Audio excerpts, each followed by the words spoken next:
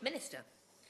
Thank you, Mrs Gillen. It's a pleasure to serve under your chairmanship this morning.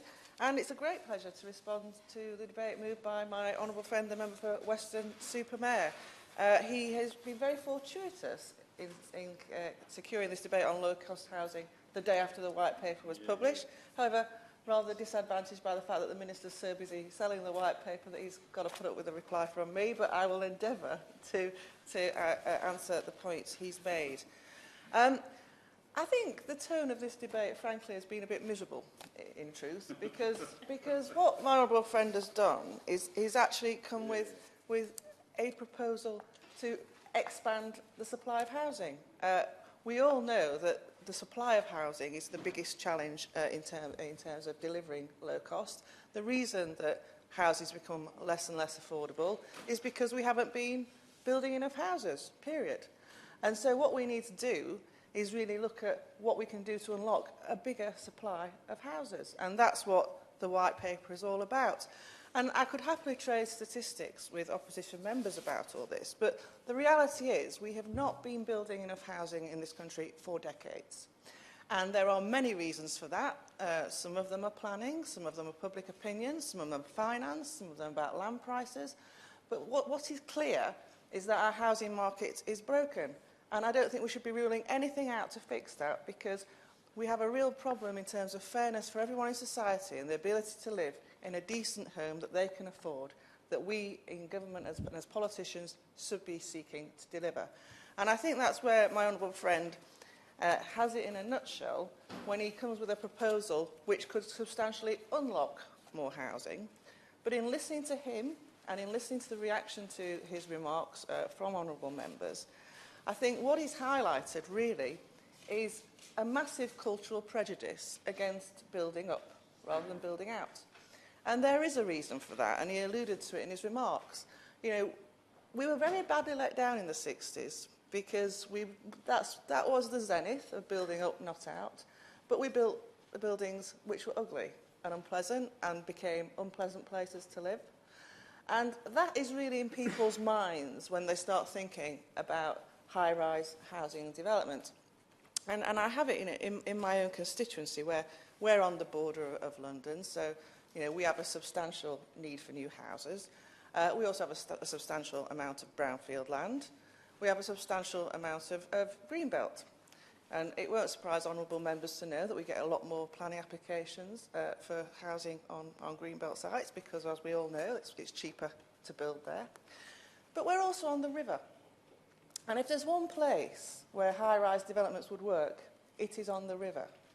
Now, a previous housing minister, actually our honourable friend, the member for Grantham-Stamford, who I think we were all impressed by his courage in turning up for the vote yesterday, when he was housing minister, he actually came to my constituency and he did me no favours because he described one of my river housing front developments as pig ugly. But the point he was trying to make was that that was a four-storey housing development on the river, and people obviously want to live on the river, whereas if planners had been a bit more adventurous, we could have built something higher and more beautiful. And it's when you visit places like Greenwich in South East London, and you can see that they have actually done this, and they have shown imagination, and they've actually opened up the river and created nice places to live. So I very much welcome my honourable friend's interest in this. And just to give him some comfort, the White Paper sets out very clearly the importance of high-density brownfield development, of which his proposal is very much part. We are proposing changes to national policy to make clear local plans and industry proposals should encourage building up where acceptable. We're also proposing to make better use of public land in this regard. And the department would very much welcome his response to that White Paper so that we can take this forward. But I think it's incumbent on all of us. I mean, it's very easy. We all react to our postbags. And, Mr Grumpy always complains about the planning application that's proposed.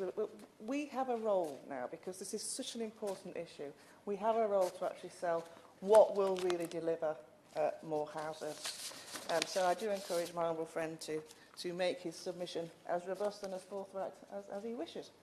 Rose, to wind up.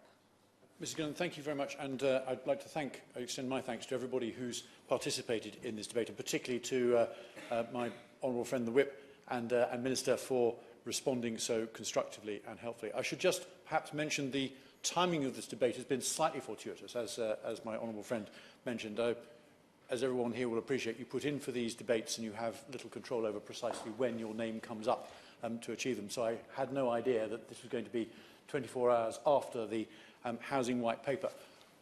Interestingly, because I have been, as the Minister said, campaigning on this issue for some time, this is at least partly a celebration of victory, because the government, I'm pleased to say, has listened. There is a great deal in the White Paper about building up, not out already, and there are some very, very welcome steps which I think they deserve full credit for, and they are major steps in the right direction.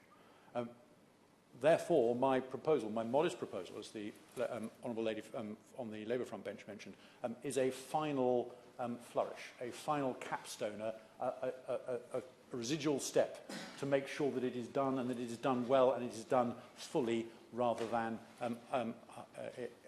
only partially. And therefore, I think I am very, very close to the summit of achieving what we need to do, but I want to take this final step. But it is at least in part a celebration of victory as much as a request for further activity. I would, though, however, pick up on the Minister's comments about this being a slightly miserable tone to the debate, I think she said. And she also pointed out that there is no silver bullet to this particular problem. And I think that is absolutely right. I think it is, and perhaps a little reductive, to say that because one particular proposal, in this case my final step, doesn't solve all the housing problems which this country faces, which are complicated and deep-rooted and long-lasting, therefore it should be opposed because it doesn't do everything. If we let the best be the enemy of the good, Mrs Gillen, then we will get nowhere. And this is a far broader issue than we can possibly cover in one debate. But I am pleased to say that we will therefore make some progress on this. And I would just finish with one point, Mrs Gillen, and this is a point which I would just direct to the Labour Party, if I can, and to their front bench in particular. Because my honourable friend, the Minister, mentioned that there's a cultural divide over tall buildings. I think there is also here today a cultural divide over the approach to regulation as well. Because while I quite accept that the planning permission fulfills a planning permission process and planning regulation process fulfills a very, very important role in preventing substandard building and in preventing very large-scale building which would be inappropriate, and the Honourable Lady for the Labour Party is exactly right to point all those things out. I do think that when it comes to, in a free society, regulating our fellow citizens, the burden of proof is on us to show why what we are doing is right to take away their freedoms, not on them to explain why they should have them back. And therefore, if I have a modest suggestion for an extension of those freedoms, a rolling back which will not impact on the broader points which the planning system is rightly geared to prevent abuses of, then I think that it is up to us to justify why they should be done, and I think that the burden of proof should be on us to prevent that happen. Thank you. Can I just check with the honourable member? He wasn't giving way to... I finished my response. You have, right. The question is that this House has considered low-cost housing. As many as are of that opinion say aye. Aye. Of the contrary, no. I think the ayes have it. I think the ayes have it.